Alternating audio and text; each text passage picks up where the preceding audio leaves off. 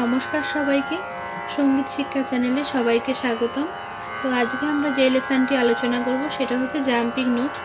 Jumping notes আমরা কেন বলছি, আমরা নর্মালি যেরকম করি সা রে গা মা পা ধা নি সা, তো এটা হচ্ছে একটা অলংকার, মানে একটার পরে একটা যায়।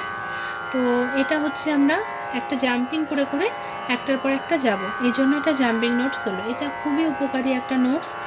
তো এটা যত দ্রুত সম্ভব আপনারা লয় যদি বাড়িয়ে করতে পারেন, অন্তত 10 বার করে এক একটা লেসন যদি আপনারা করতে পারেন, আপনাদের গলায় অবশ্যই কাজ আসবে। সা